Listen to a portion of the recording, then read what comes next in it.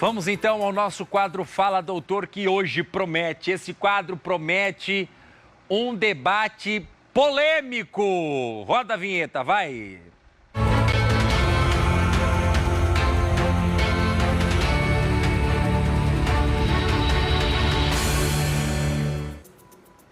No quadro Fala Doutor de hoje, eu estou recebendo aqui os advogados Ronei Barbosa e Décio Braga para discutirmos sobre essa escala 6x1, que é uma grande polêmica. Bom dia, obrigado pela presença. Dia, eu que agradeço. Muito obrigado, doutor, pela presença também, viu? Eu que agradeço. Olha, nós vamos começar esse nosso bate-papo aqui então. Doutor Ronei, quero perguntar para o senhor. Essa escala, essa discussão do 6x1, acabar com ela, é boa ou não é? Eu vejo como uma medida populista, em que pese nós termos ciência que o trabalhador, ele necessita de um tempo maior com a família, um tempo maior para resolver suas questões particulares. No entanto, a medida que ela foi imposta, ela vem como mais um ato populista. Porque ao lado positivo, tendo a visão do trabalhador, mas, no entanto, o lado empresarial há um impacto muito grande. A partir do momento que você entra com a medida nesse sentido, você também já tem que entrar com a medida pensando também no empregador. Sim. Doutor Décio, nesse quesito da escala 6x1 que ela existe hoje, existem outras modalidades também atualmente. Nós estávamos conversando aqui um pouquinho antes de entrarmos ao vivo. Em algumas áreas ela não funciona, né? Sim. Quais áreas específicas são essas? Por exemplo, trabalho de enfermagem, trabalho de escala de revezamento, que é 12x36, operadores de telemarketing, sim, tem uma jornada diferenciada dessa que atualmente está proposta. Mas a maioria dos trabalhadores brasileiros é nessa escala 6x1. Trabalho de segunda a sexta-feira, 8 horas por dia, em regra das 8 às 18, com 2 horas de intervalo, e ao sábado, em regra das 8 às 12. Certo. O que isso, o doutor Décio, poderia impactar para o empregador? Olha, como bem disse o meu colega aqui e falou muito bem, é uma proposta que eu entendo para boi dormir, ou seja, querem inventar uma coisa que não vai dar certo. Não disseram qual que vai ser o impacto. Porque veja bem, Bruno, você tem um empregado hoje que trabalha para você de segunda a sexta-feira, segunda a sábado. Se ele vai trabalhar até quinta-feira, o empregador vai ter de contratar outro empregado. Quem vai pagar o custo desse empregado?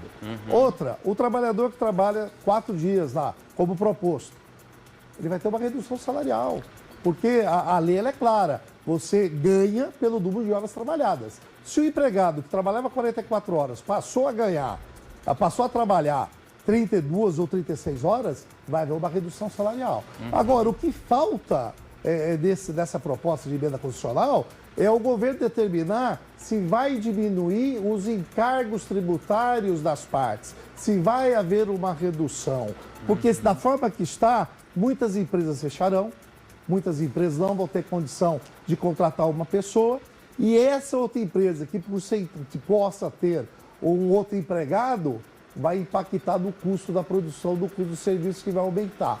O produto aumentou, a inflação vai junto. É isso. O impacto é negativo. Tá.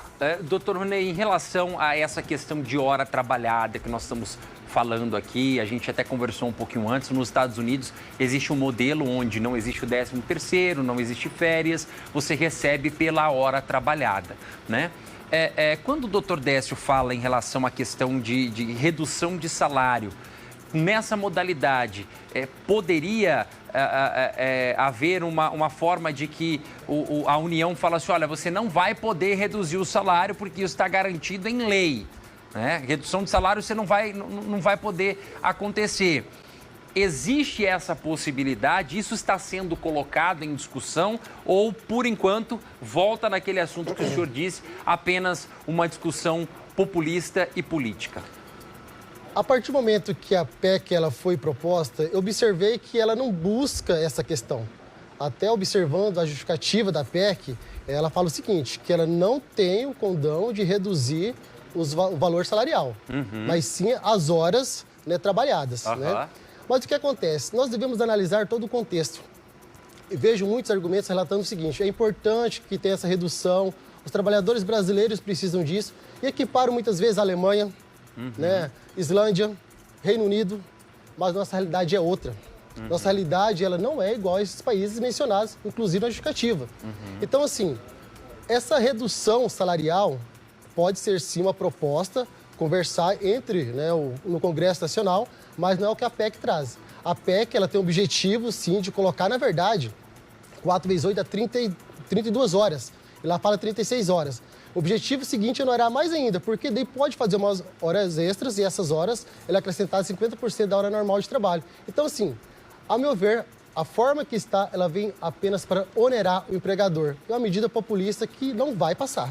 O senhor acredita que desta forma que está sendo discutida, e se a escala, a deputada Érica Hilton, ela propôs até uma escala 4 dias trabalhados e 3 de descanso, que eu acredito também ser muito mais difícil disso acontecer, né? Desta proposta passar. Mas vamos imaginar que passe a proposta 5x2, certo? Você acredita que isso pode impactar e as empresas optarem pela modalidade de contratar, olha, você não vai mais trabalhar como CLT, a partir de agora eu contrato pessoas apenas PJ, como prestador de serviço. Você acha que isso pode acabar impactando e resultando numa alternativa para os empregadores? Só para complementar em relação a essas questões, acredito que a medida dos nossos políticos, o Congresso Nacional tem que buscar liberdade. Liberdade para o trabalhador. Não engessar essas questões que tanto onera os empregadores. Caso essa medida seja adotada, passe por 5x2, ainda haverá uma questão significativa para os empresários. Porque eu não vejo nenhuma política no sentido de desonerar a folha de pagamento. Sim. A título de exemplo, um trabalhador que ganha R$ 1.412 por mês, o empregador ele tem um gasto em média de R$ 2.158 por mês para manter aquele funcionário. Sim. Imagina só essa redução, né? Isso é algo absurdo que não vai passar porque a medida está sendo totalmente populista, não está pensando no bem-estar do contexto da sociedade, mas sim algo politiqueiro de momento. A conta não fecha, né? A conta não fecha. Doutor Décio, em relação a essa contrapartida, né? Porque a PEC não fala se o governo federal fala assim, olha, não, vamos... Até porque o governo federal ele não se posicionou, ele disse que... eu vi uma fala do Geraldo Alckmin, o vice-presidente, ele falou assim, olha, isso é um assunto para ser discutido entre a população e o Congresso Nacional, né?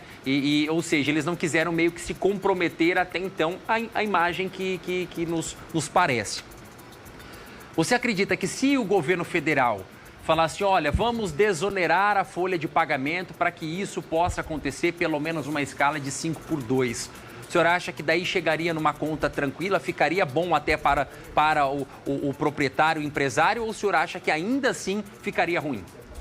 É óbvio que a escala 5x2 ela é melhor do que a 4x3. Sim. Mas mesmo assim vai haver um impacto das contas do empresário. Como disse o colega, eu acredito e tenho certeza disso, a cada salário que você paga outro tanto, igual praticamente, de encargos para o erário, para a União. E eu não vejo a contrapartida, por mais que ela venha a diminuir, os encargos serão altos. E outra, Sim. Você vai ter de contratar alguém para fazer o trabalho do sábado, do domingo. Então a conta não fecha. Entendi. Então, nós temos aqui 2 profissionais que trazem justamente esse posicionamento, entendendo que seria uma pauta mais populista. Populista, com certeza. O senhor concorda? Sim, também? Concordo. Né? E o senhor acredita que não passa? Eu não acredito que não passa. E outra, como eu disse aqui, volto a repetir, isso é para levar o empregado a erro, porque o empregado vai ficar feliz. Quem que não gostaria de trabalhar 3 dias ou 4 dias na semana Sim. e folgar os demais? Mas na realidade é diferente. Eu vejo isso como advogado há 36 anos. Doutora? Só em relação a essa questão da sua pergunta anterior, falando sobre criar o mecanismo PJ para os trabalhadores estar prestando serviço, tem que tomar muito cuidado com isso, porque senão se torna pejotização, que é o trabalhador tem um CNPJ, mas tem todas as características de vínculo de emprego.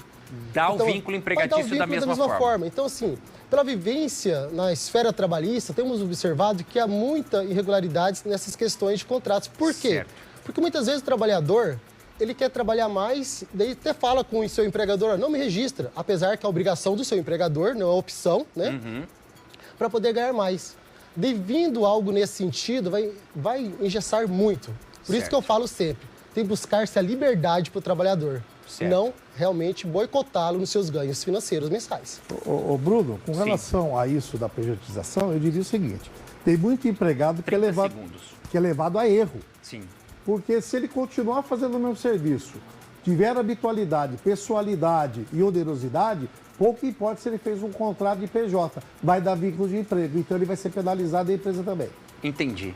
Gente, eu quero agradecer a presença de vocês Obrigado. aqui mais uma vez. Muitíssimo obrigado, tá? Acho que é importante nós abrirmos essa discussão para poder trazer o esclarecimento para você que nos acompanha e entender. A gente entende que vai ter uma grande discussão sobre este assunto e nós voltaremos a debater sobre isso mais uma vez.